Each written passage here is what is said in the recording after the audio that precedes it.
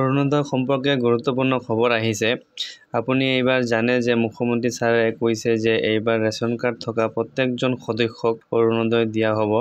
সেই সুযোগ লৈ জাগাই জাগাই ৰেচন কাৰ্ডক লৈ বহু দুৰ্নীতি উঠি আছে বুলি অভিযোগ পোৱা গৈছে। একেটা পৰিয়ালত দুজন ব্যক্তিয়ে ৰেচন কাৰ্ড বেলেগ বেলেগ লৈছে নেকি, তেন্তে আপুনিও বিপদত পৰিব পাৰে। অন্যথা অৰুণোদয় আঁচনিৰ পৰা বঞ্চিত হ'ব পাৰে। ৰেচন কাৰ্ড সম্পৰ্কে গুৰুতৰ অভিযোগ উঠি আছে। ৰেচন কাৰ্ডৰ বাবে বাৰ্ষিক আয় আপোনাৰ 2 লাখ টকাৰ তলত হ'ব লাগিব। 2 লাখ টকাৰ ওপৰত হ'লে আপুনি ৰেচন কাৰ্ড লাভ নকৰে। আৰু একেটা পৰিয়ালত যদি আপুনি দুজন ব্যক্তিয়ে ৰেচন কাৰ্ড আবেদন কৰিলে তেন্তে তেওঁলোকে ৰেচন কাৰ্ড লাভ নকৰে, ৰেচন কাৰ্ড বাতিল হ'ব। আৰু ৰেচন কাৰ্ডৰ বাবে ঘৰতে ন্যূনতম 5জন সদস্য থাকিব লাগিব।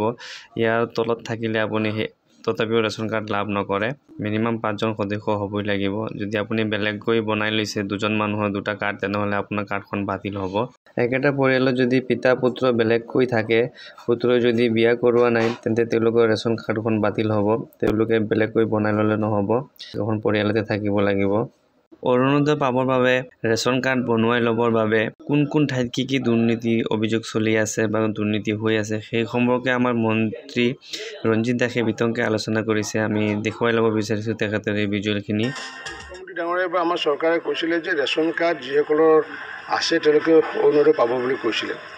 আৰু সেইটোৰ সুযোগ লৈ পেলাই ঠাই বিশেষকৈ ধুবুৰী অঞ্চলত বা আপোনাৰ হাইলাকান্দিতে হওক বা বৰপেটাতে হওক বা এইপিনে ধৰক গোৱালপাৰাতে হওক, এনেকুৱা অঞ্চলত দেখিছোঁ যে বহুতে ৰেচন কাৰ্ড স্প্লিট কৰি পেলাই যে তেওঁলোকে দুটা পৰিয়াল তেওঁলোকে দেখাইছে। তেতিয়া এইটো স্বাভাৱিকতে এটা সন্দেহ এটা হৈছে যে এটা পৰিয়ালে এনেকুৱা ধুবুৰী অঞ্চলৰ বা বৰপেটা বা গোৱালপাৰা অঞ্চলৰ যে এই পৰিয়ালবিলাক তাৰমানে সন্তানহীন পৰিয়াল নেকি।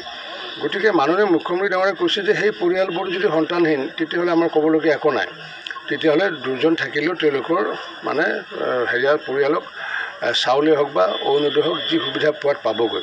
আৰু যদি সন্তানহীন নহয়, তেতিয়াহ'লে যে অৰুণোদয় স্বাৰ্থত যদি তেওঁলোকে স্প্লিট কৰি পেলাই ফেমিলি যদি তেওঁলোকে মেম্বাৰটো কমাইছে, সেইকাৰণে অসম চৰকাৰে এটা ইতিমধ্যে আদেশ জাৰি কৰিছে যে অতি কমেও 5জন আমাৰ হ'ব লাগিব, পৰিয়ালৰ সদস্য হ'ব লাগিব।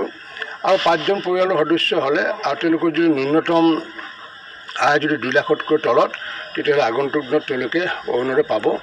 আৰু এই সিদ্ধান্তটো এইকাৰণে লোৱা হৈছে যিহেতু যিহেতু অসৎ প্ৰবৃত্তিৰে ৰেচন কাৰ্ড নতুনকৈ সৃষ্টি কৰিছিলে, যাৰ কাৰণে ধুবুৰী এগৰাকী আমাৰ যোগান বিভাগৰ বিষয়াক ছাছপেনশ্যনো কৰা হৈছে।